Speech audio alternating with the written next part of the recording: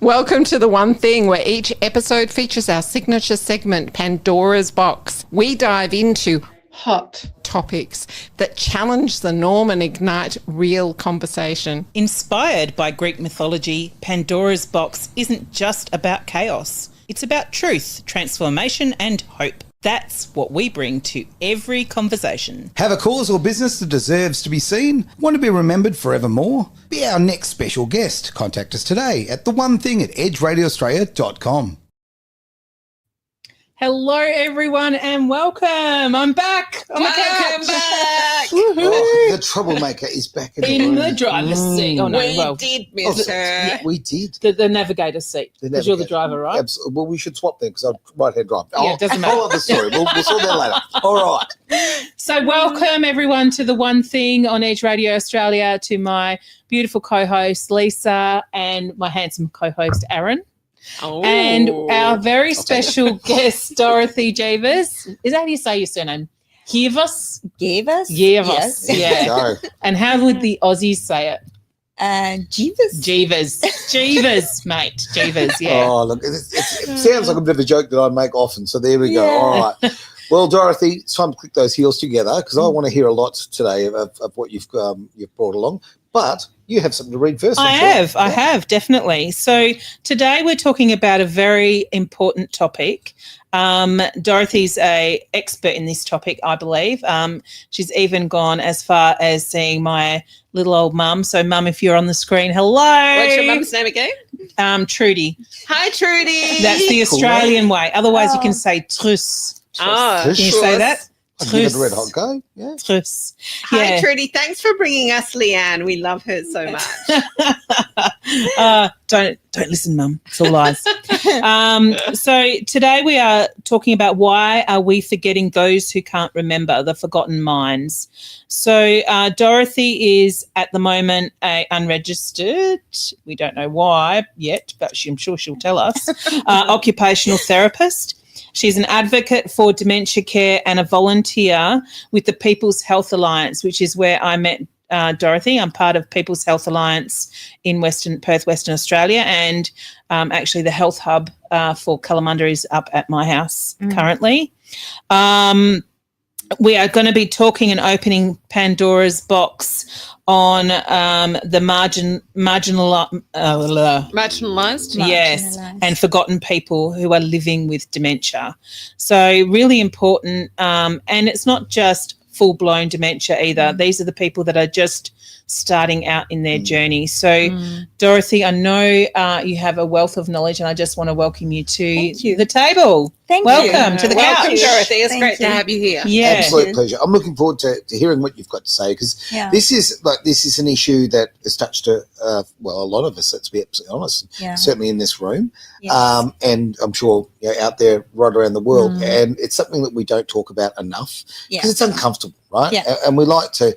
One thing about the one thing is we talk about the uncomfortable stuff. So let's hop Yeah, into well, it. exactly. It's like when somebody gets diagnosed, it's immediately an issue. Should I share it or shouldn't I? Yeah. Okay. I had that same happening to me today that somebody said, but do I share it now, the information? Really? Or Okay. it's just because once you diagnosed, it's a journey that starts and people are starting to retrieve that used to be quite close, only because of fear, not knowing what's coming. Fear's the big one. Yeah. I think so many things Yeah. in life change because of fear. Because Yeah. you don't know. Yeah, You know I'll what's just coming. take this opportunity. Of course, if you are online, you're watching away, that's fantastic. We can actually see some of the feed. So if you have any questions or comments you'd like to make, please, don't be shy. Jump on board, just as Lisa Al has with some lovely comments that's already come in. It's lovely to see you as part of the conversation. And obviously, if you have any questions or comments, don't be shy. Please ask. Dorothy, one question I really want to start today with is when people first get the first inkling, I've forgotten something, I can't remember, all that sort of stuff. How, is there different degrees of dementia and different Yes. ways of that decline? Are some long and some short, really Yeah. short? Well, I've done a lot of these short courses that were given to us professionals, and there's definitely cognitive decline is often mentioned and often seen or seen by friends, but then it doesn't necessarily develop into dementia. Okay. It is sometimes a cause of different things, but I haven't concentrated so much on the causes in my career, more in the interventions. Okay. I mean, I know a lot of causes. Oh, do you? Yeah. Okay. I'd But- love to hear about those, as would a lot Yeah, of other everybody people, I'm wants to know. sure. Everyone wants to know how to solve the problem. But on the other hand, they're forgetting that 15 years probably have to be lived or longer, because you don't die from dementia. No, you don't. Yeah. It's just a decline. Yes. Well- and in those 15, 20 years, sometimes even 30, you Right. still got to keep Gotta on live. living Yeah. and enjoy life and have all your family around So you. very true. Questions come in from Lisa L. What is the first thing someone should think of doing if they get a diagnosis? Well, yeah, that's a deep one, because I think to have a conversation with a person that actually got the diagnosis is the most important thing. Not to lose. And who has that conversation? Is that family, or is that a medical practitioner, or someone that's not like for yourself, an occupational therapist? I think the best would be with people that are they feel close to, because a GP, although I know there's a lot of work done in helping GPs to be a little bit more help, Yep. and not just saying get your stuff in order. You know, Which, to my mind, that Yeah. seems to be what people seem to hear. yes, Yeah, yes. They do. yeah. I Yes, feel like that as well. Yes. So the big thing is that a person with any diagnosis, it could be even something like depression, anxiety, or any diagnosis. The big thing is people stop talking to them, and they become very isolated, and they feel as if their hands and their mind is sort of cut off from conversation. Okay. So they're not included anymore, and you've got to include. I would really like to add to that. I feel like in nursing homes, and not all of them, I suppose, but in a lot of them, there's never enough time for staff to sit with people. And if people don't have their own person coming in, or their own people that come in to see them and talk So with true. them, what can be done in our system that can actually help with things like that? I know of one of my very close friends who has MS, and her carer, they go once a fortnight to go and see a couple of older people that don't get as much, and That's a go and lovely sit there and sentiment. Yeah. So surely there's more programs. Are there programs like that where people can actually come and see people who have got? Well, all aged care facilities have got volunteer programs, Okay. and we actually relied more on the volunteers than our own staff, because our own staff was just under the pump. under the pump. Yes, and we got to get the program going, and we have to tick boxes, but Yes. we also have to see that everyone gets a very balanced program. Okay. But the volunteers are the ones that you match with the person, and that's so nice. The only problem was during COVID, they Oh, stripped us. Stripped it away. Yeah. what a Wow. disaster. Yeah. Absolutely disaster. Yeah, Yeah. and I think that's what they don't realize in aged care, is that aged care relies a lot on the human factor on volunteers. Yeah, Okay. yeah. Yeah. Okay. Yeah, Because the other ones very just much so. go in, out, in, out, in, out. And so many times a person with dementia would have told me, I haven't seen anyone all day. And that's sort of nonsense, because there's constantly people popping in, popping out, but popping in and popping out makes no connection with the heart. They do sometimes forget as well. So there is that element. Yeah. I was saying to Dorothy before, I actually worked in an aged care home for about 6 years as an occupational therapy assistant. So what I found really interesting is that at one stage, I considered going and actually qualifying as an occupational therapist. yes. But when I saw the work that occupational therapists were doing, from my perspective, Exactly. it looked like a lot of hard work, also a lot of time, and correct me if I'm wrong, but a lot of time actually spent doing reporting Yes. at the computer. Yeah. And I felt like the job I was doing was so much more fun. And more rewarding. Yeah. Played bingo, Yeah. crosswords. I Yeah. used to take balloons in, make up animal games, and I got a whole Chair new, yoga. all of that. Okay, It's got a whole new I do all that with my appreciation. mum too. right. You've just For answered some of my people with questions, dementia. because one of my questions Yeah. was very much this, Dorothy, that what as an occupational therapist can you do for someone who's losing that connection? What can you do? As an occupational therapist, which I no longer actively do, Sure. I'm just volunteering in all kinds of things to bring awareness, sort of.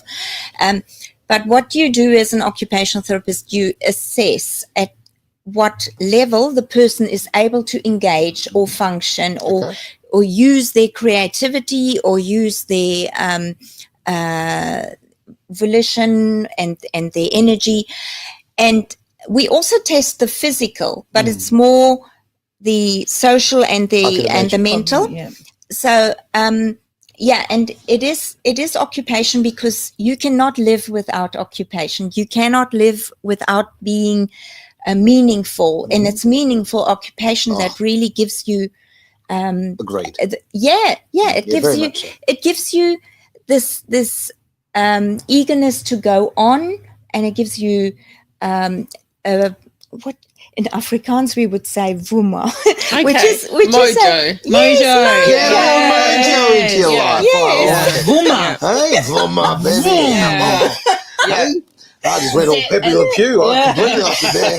Zest for life. Yes, A zest for life. yes, and Yeah. you want to feel that you've accomplished something. I remember we had a man who was a engineer, but he was also he also had a secretary. Sure. Because later on he climbed up in his career. Anyway, and he felt pretty much useless all day. So what I did as a activity for him is we used to get these boxes that were very tightly wrapped from 𝐿𝐴 with plastics, and because he needed a tactile activity, he was my unwrapper. Right. Yeah, and Because he liked to work with his hands. yes, and he wanted to contribute, and I used to make it feel like, look, this thing is really, really tight and heavy. And then once he unraveled it, he felt like he discovered what was in it, and he reported it back to me, and this little interaction gave him a purpose. Oh, yeah, completely agree. Yeah, it absolutely does make all of the difference. And it is finding that meaning that's important to them as well. Yeah, individually. Very individually. Yeah. It was such an interesting time of my life, and I learned so much. And I actually found with people with dementia, it almost seemed like they had their other senses heightened. That's so true. And they could feel so much more. Yes. But they weren't necessarily able to communicate that. Yeah. And the variance of people with dementia was very, very different as well. Like there was one lady, as an example, she used to scoot around the place, and because she appeared so, and I'll say in inverted commas, she appeared so with it and normal, Yes. often visitors that were going into the locked ward would go to let her out because they thought she was visiting. Right. Because she just looked like she shouldn't be there. But having spoken to the family, the reason that they ended up putting her in there was she cut the cord to her kettle one day. Oh, yes. So she was endangering See, this herself. is- yeah. So you had that level of people that seemed to be really with it and happy. She was not unhappy. And then you had other people at the other end of the spectrum that would, if you had a birthday cake and you put it in front of them, they would go to eat the candles. There were people that sometimes got out of their rooms. I remember on one occasion, somebody there was feces smeared up the wall in the room. You know, some really sad cases. It really is. I think that, and especially if so many of these people have had such full lives. That, Yes. I mean, to lose that, like that's probably one of my greatest fears, to lose my intellect. You know, that's a big part of who I am. Yeah. If I could just refer to a couple of questions and comments have come up. I just want to bring up Lisa's little comment there. She is saying to us, roll on the yeah, so I'm big on that. Agree with that, Lisa. Thank you, Lisa, for that one. But there was another question there that I'm going to pop up as well. Thank you, Lisa. And it was, are there enough volunteer groups or volunteers to help with dementia care? So, There is one called People with Care, isn't there? Yeah, They there's have a lots. bus. But each aged care facility, you can actually step into an aged care facility and ask them if you can volunteer or visit people. Okay. They always need people that need to visit. The other thing that we often did is, because letter writing is still something that they know. So that is something that even children can do. And I find that nowadays children, they don't write letters anymore because they type everything. But it's a very good method of letting a child write. And sometimes, even if they write to somebody that is just lonely and could still write something back.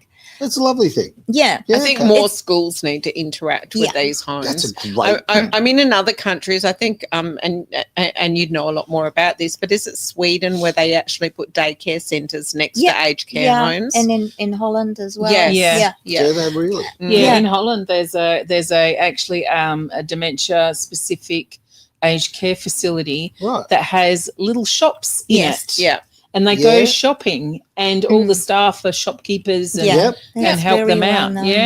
Which is absolutely brilliant. I love that. They've accommodated, so they don't actually know. There are over east. There is a facility that is part of a children's play area as well. Right.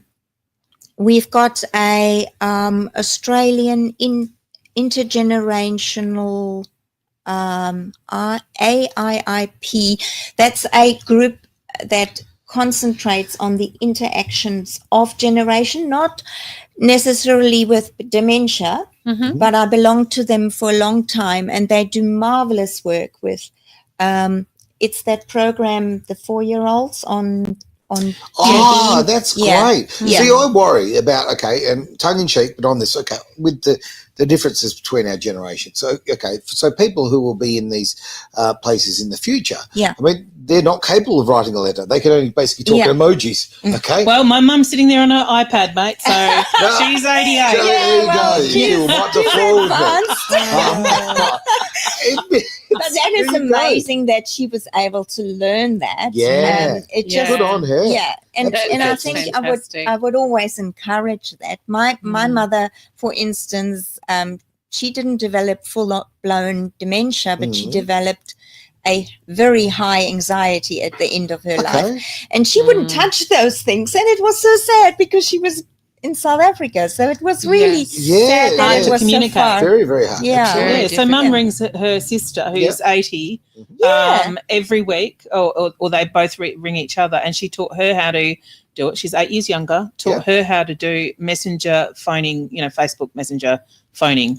Amazing. Zoom, We need to have your mum on as a guest. I know. The fact that you can only see a chin or a forehead. That's all right. That doesn't matter. Look, I had an experience, and this is not that, but it's related. Okay, so I was emceeing a wedding many years ago, and there was an old one of the old nanas was in the UK and couldn't be part there. Yeah. She couldn't travel because of health and a few issues there. So they literally put her on an iPad put a chain on the iPad, and they carried her around for the entire wedding.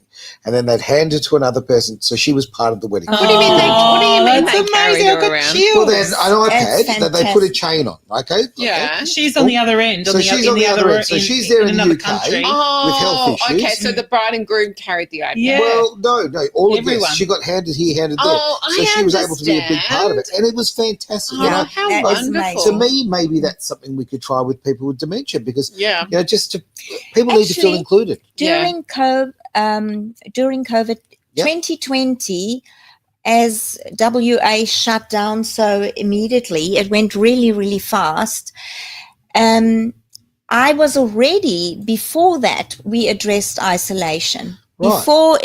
Before the whole thing was Before shut it was down. fashionable, yeah. Yes. Yeah. So I had already had, I No, knocked that's it. fine. That's quite right. I already had heaps of programs in place to combat isolation. And then came this, and that was just the cherry on the top. I thought, how are we going to prevent them from dying, Yeah. literally of loneliness? Such a And thing. then what we got, our work, I worked for Southern Cross Care at that stage, Okay. and they had a new branch that had given all these iPads, and they were not using them. And they said, would you like to use them? And so, of course. So what we did then is we actually had a Zoom time, and it was so cute because many people said it won't work.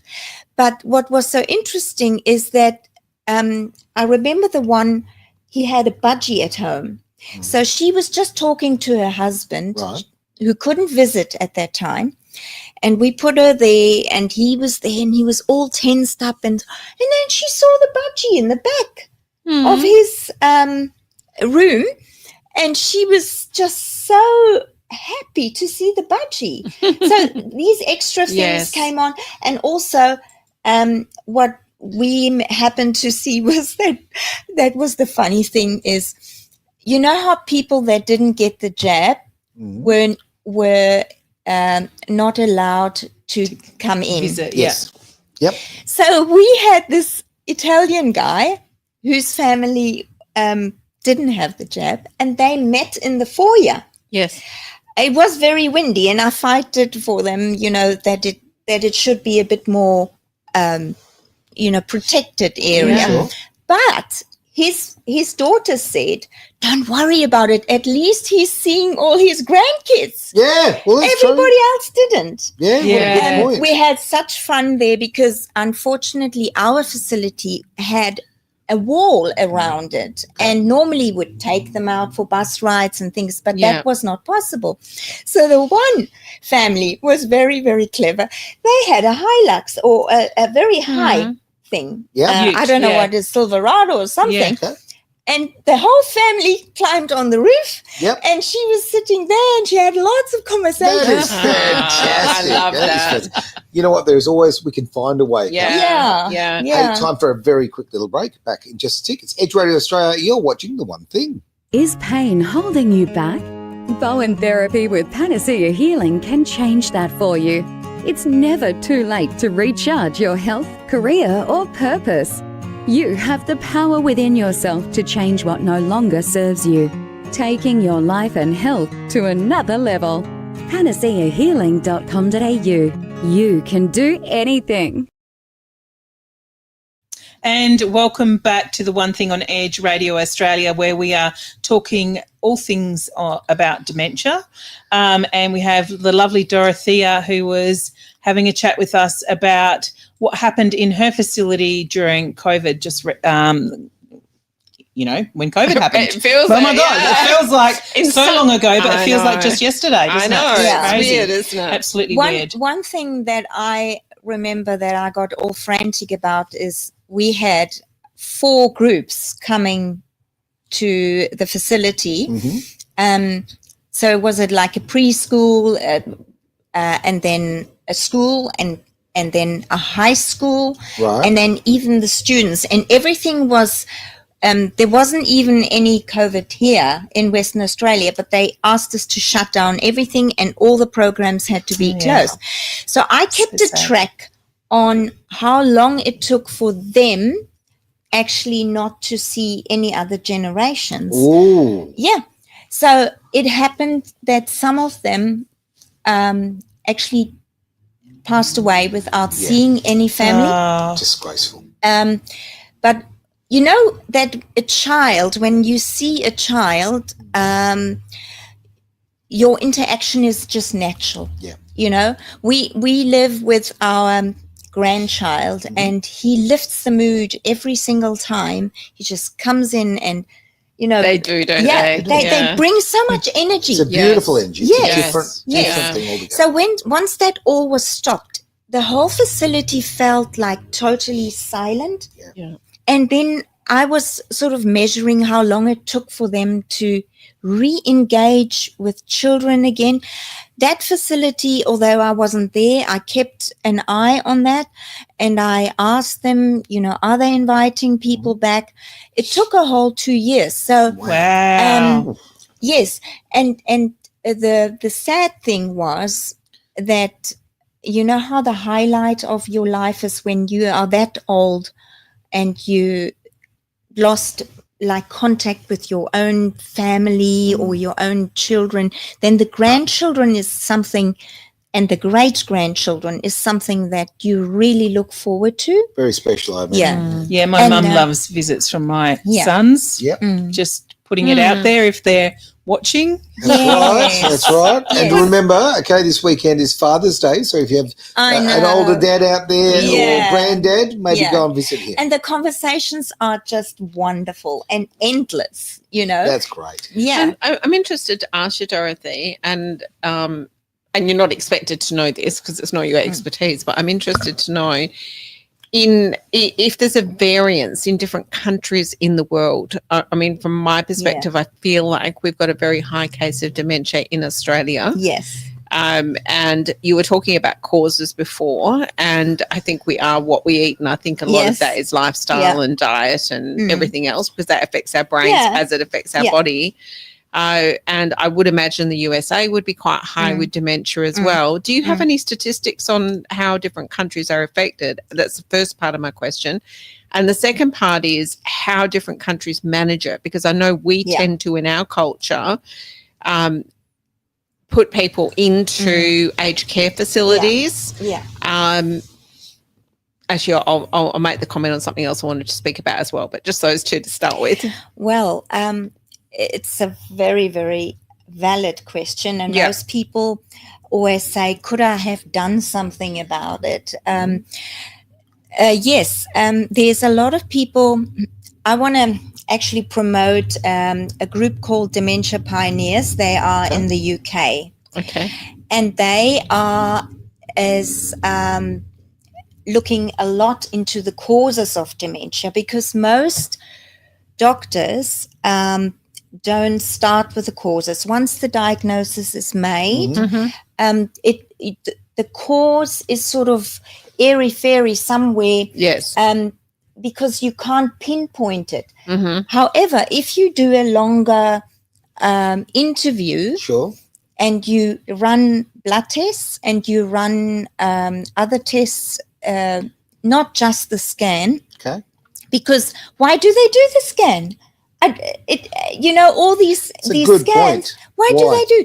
Because if you do something, you want to have a solution. You want to know what to improve. Of course. So we have little tricks that we pass on to family members, because obviously good fats. They often say the Mediterranean diet.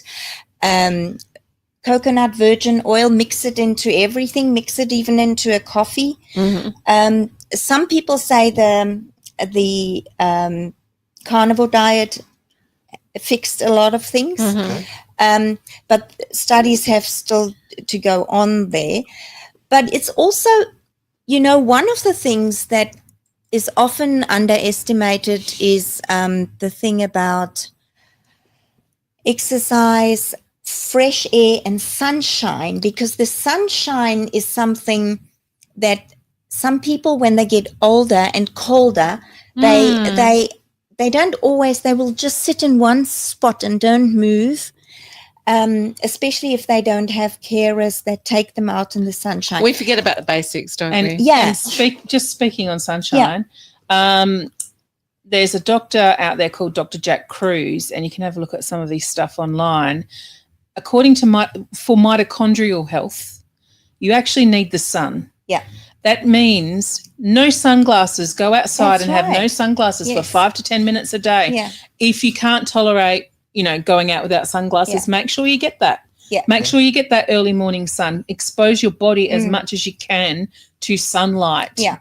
In those critical times of the day, because we are not absorbing vitamin D into our system, and that's important for cellular health. Yes. Really important. A couple of questions, if we could jump to that for a moment. Just bring it up on the big screen. Oh yes. Alrighty. This is what you're doing for my mum. There we go. Dorothy, you used to do something for dementia patients, a life story book or something like that. Yeah. Well, Thank you, Lisa. What we did is, I did it in my own time, I must say. There's not time enough, as you said, for occupational therapists to write a whole life story, never mind a life story book. So what I did is, in my normal interview, I jotted down some questions. Then I would contact the family for some photos, and I would end up with an interview over the phone, often in my own time, over weekends, etc., to make a little booklet. And the booklet was then the life story in like 5 or 6 pages, depending on And then what happened is a copy went to the carers. Yeah. So they got to know the patient a little bit better, the person, not the patient, the person. And what I found the most magnificent thing is if they themselves would be able to pick it up and just page through it and then point their finger and then the carers, opens conversations. It does. Yes. Because when you're working in a facility and you go into somebody's room, you're looking at this shell of a person often, and that's why I made those boards that I showed you before, because I thought, well, the life story boards. Who was this person? Like, they used to be an accountant. They used to be in Rotary. They drove a Porsche. Yeah. I And then like those types. and then you look at this person now, and and without knowing that, you can't open up those conversations. So you pick up a storybook that you've made, or the photographs, and then you build that connection. Yes. It's And so I important. promise you, with everything, there is it's like opening up a whole world. Pandora's box. Yeah, I was just about to say that. I had to steal it. Pandora's You can box. see it in the eyes. You can see it in engagement. And sometimes when they don't talk anymore, you can hear it in the breathing. Right. Yeah. And what I found magnificent is that, like, when you use music, or especially music, you can hear, like, sometimes when you stop, then you hear somebody copying it, or then you just got caught out with music, because when I played music one day, somebody was bawling their eyes out. Because that didn't actually, because it didn't actually have a happy memory, and that was a really good lesson for me. It was like, okay, so you do some things thinking it's going to, but then but it stirred up a memory. Yes. Even if definitely. and it stirred up emotion, Music's and huge. it stirred up exactly. cognition. smell. Back Smell's another great. big one. I could live my life without music. I think music just... Oh, you couldn't. What did you say? I couldn't. I thought you said you could live your life. No, actually. Are you serious? Who is this fella? Come on. Hey, sorry to interrupt, but and I'm probably going to make a fool of myself here, but there's a website apparently that you'd like me to put up on the screen. Yes. Now, I may screw this up because I've never done this before. And, Maybe I'll just talk about it, just a clip, because around 2020, I was looking for other ways to engage people with dementia, and also to look at play and creative sort of things. I was always part of those type of groups. And this group comes actually from the Eastside Institute in New York, and they had a Zoom session, and all over the world we came together 3 times a year, and we just had ideas that we threw around. And the nice thing was that people with the diagnosis or with symptoms actually joined in the conversation. Oh, wow. Okay. Yeah. Because normally it's just, you know, a round table of people or experts talking about what they think they should know. Yes. Yeah. To have other people come in with actually the symptoms would be great. So we kept it light. We started off with like a game, and then they actually made a song together, which also lightened people up. But it's all about not losing the joy in life. Yep. Which is such an important thing. Yeah.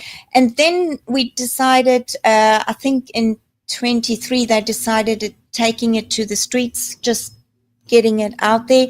So maybe you can share that. Yeah, absolutely. Well, maybe I can. Let's have a look. Let's see if I can actually do this. So There we go. okay, hopefully that's up on the screen that everyone can see. All right, Dorothy, do you want us to talk us through it?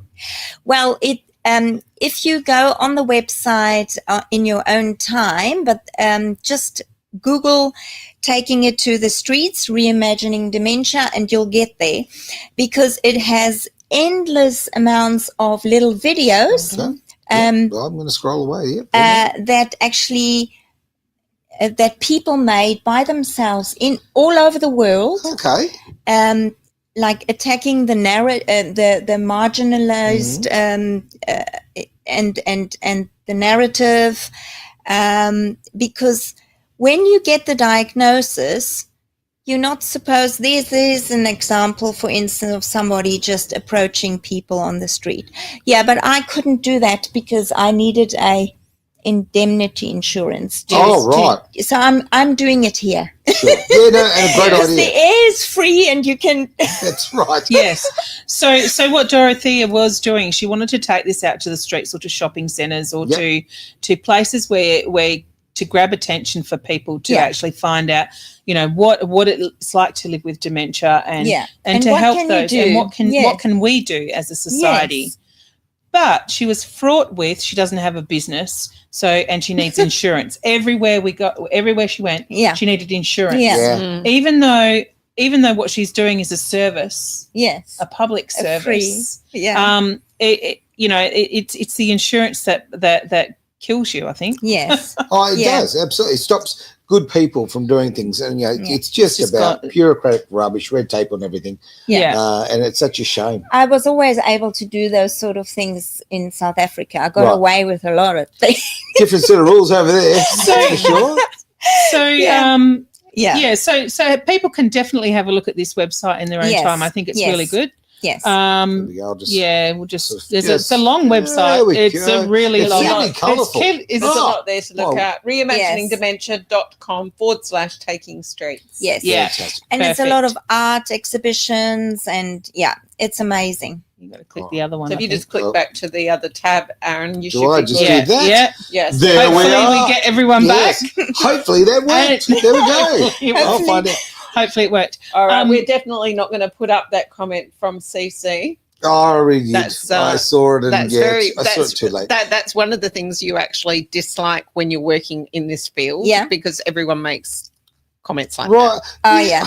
You know what? Bring it up. I want to have a conversation around that. What is it? Oh, really? Okay. I don't know. I can't read it. No, from there. okay. Well, I'll make it larger. There we go. Okay, Away we thank go. you. So, okay, Miss CC there has said, if you mess up with a song, just wait 24 hours and they won't remember. Sorry, that was a bit dark. And the thing is with memory, you've got the short-term memory, you've got the long-term memory. And our short-term memory is challenged a lot of times by attention-grabbing stuff, like a mother that is in a like autopilot. Sure. And the kids say something and she heard and then she forgot. And my own memory is not very good with names. I have to see it written down. My visual memory is much better than my auditive. So you get these type of short-term memory relapses, and some people just say, "Oh, have I got dementia already?" But it is quite severe when you go when you find there's something actual wrong. One of the things, I mean, we all know a pregnant brain and we know a menopause brain. Well, some of us do. Excuse me. Some of us. Excuse me. Menopause. Sorry. Menopause. Yeah, Sorry. definitely. No, it's so true. It is so true. I remember doing things like having something in my hand going right back into the wrong room. So I think, later on when all the connections don't work anymore, that's when you end up doing stuff at the wrong place, like dressing yourself not in order or starting off a work with. That's when it starts slipping. Yeah. So someone who is older and just can't remember what happened yesterday, or can't remember,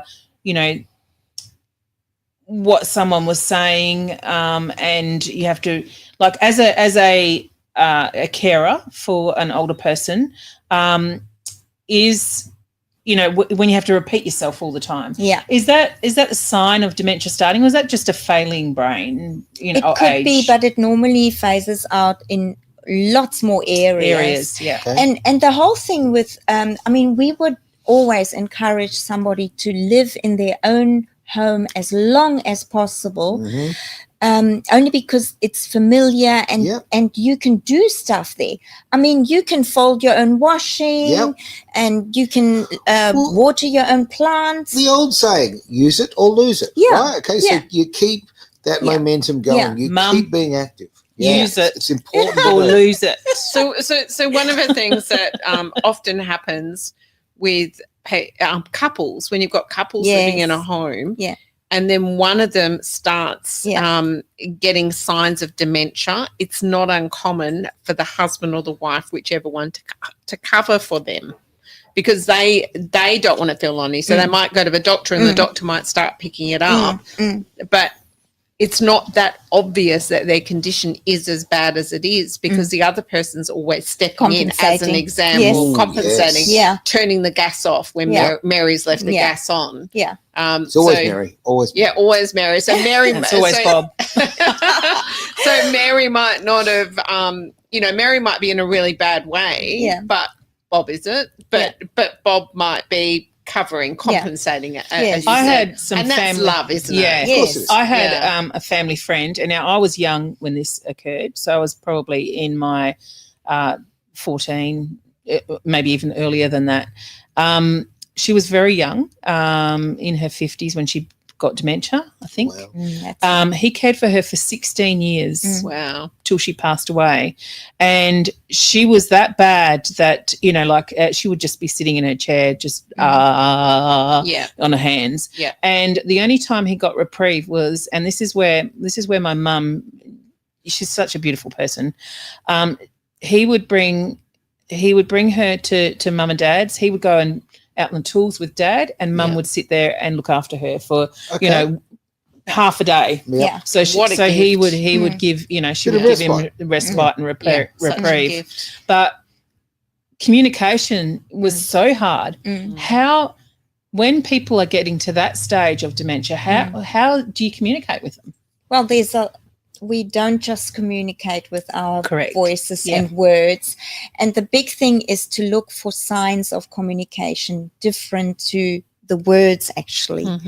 Mum used to sing with her, and they used to dance in the room, and all that sort of stuff. Yeah. So That's beautiful. Yeah, there's a lot of things that we lose out in when we live with people or care for people with dementia, that is actually, they do always communicate. Yeah, okay. It's just that we don't Their language has it's changed. not on our terms. We don't pick up on it. I mean, one of the things I think, and once again, this is your expertise, heavy blankets can make somebody feel a lot more secure when they get to that stage. Yeah, and others not. You've got to assess that. And that's why when you said, how does a OT start their work, it is a huge assessment, and then a care plan. how to involve everything. And then also that we never, we always like to grade stuff. So we like to make it more difficult or more easy, depending I'm on, competitive. I want to score. See, everybody wants to develop. You never stop developing. So you never true. stop growing, even when you have dementia. Because sometimes with dementia, people say everything is just going to stop and everything is going to go downhill or decline. You don't, but there's so many things. I mean, they can learn new songs. They and it's funny because reimagining dementia, they always made us aware that we constantly say they and we are actually just one. We are all one. And Beautiful thought. yeah, because we all belong together. Yeah. Mary Fredley, she said, we are all an ensemble. We all have a role to play. We do. You know, when somebody with dementia comes in here, we won't say, well, she needs an extra chair and then change our talk. We would greet them the same way as anybody else and include them in this. Such a great point. It's horrible when people start to be almost condescending. Yes. It's very negative. We've got a couple of questions. We're very, very short on time, so I do want to punch these out. And we of haven't somewhere. spoken about sundowning, which is absolutely essential. We can't have a conversation about dementia without talking about that. Well, let's just quickly ask these couple of questions come forward. And this relates very much to what was said earlier as well. Now, thank you again, Lisa L. Now, I think poor sleep doesn't help with memory. But it's not the same as dementia, is it? Well, yeah, if that's the case, well, yeah. Well, he's got dementia because he has poor sleep. Exactly. I don't sleep much at all. You got to improve on your sleep hygiene, And it as is they say. so 5 true. keys. Because guess what? When I actually get decent sleep, which happens probably about once every 20 days, I find the next day I've got more energy on. All right, we're having a whole show on Aaron. Sleep. Yeah, You're not. Hydration, Leanne and I have all the answers. Yeah. for you. Yeah, you do. Breathing. Geez, just Cellular health. pick on Bang. Aaron's show. Let's go with that one. What about love on Aaron's show? Yeah, we love you. I've got a lot to do. I've got too much to do. I've got to hang around for a long time. Oh, so sorry, Penny. Yeah, so let's go with Vinny's comment. I lost both of my parents to dementia and Alzheimer's, and very, very sorry to hear that, mate. Yeah, and definitely enjoy your parents while you still The can. saddest part is I losing am your parents enjoying twice. Is losing your parents twice. Oh. And that's interesting you should mention that, Vinny, because that's the thing I often said to families when they came to visit their loved ones. I haven't actually had anybody really close to me, God forbid, that has had dementia, but what I saw was families coming in and exactly losing them twice. Yeah, and the thing is, what you got to remember is the person is still the person. Yeah. He hasn't gone away or she hasn't gone away, but the family are the ones that say, we're losing him. We're losing whoever he was or his identity. Yeah. They still have their identity. Yeah, It's they just- don't recognise them, though, because they present so differently when they've got Well, dementia. very exactly. Yes. But the thing is to always remember that the person is still there. It's just that we don't always discover that. I know there's a lot of heartache with this whole disease, especially because you see it happening so fast, and the skills that you were so proud of this person, you as a family member said he could do this. She was so fantastic. She won prizes. It's all over their world, all over their wall. Sure. You know what they had done in life, but to remember when you look at that yes, that was a phase in their life, but they are still sitting here and they still want to be part of life and enjoy life. Of course they do. And they can still make jokes and they can still. Oh, yeah. Well, depending on what stage they're at, Yeah. Dorothy. I mean, there are people that You're right. just lay in bed all day and look up at the We ceiling. still and had lots of fun. No, I mean, that's not I'm really, talking about the ones that really get Yeah. towards the end, though, and they have to be carried off their beds to be bathed. and being in tub chairs is something that they have in other countries where they haven't got the funds for putting them in a chair with wheels. you find that they become very, very isolated because they're confined to a bed in their room.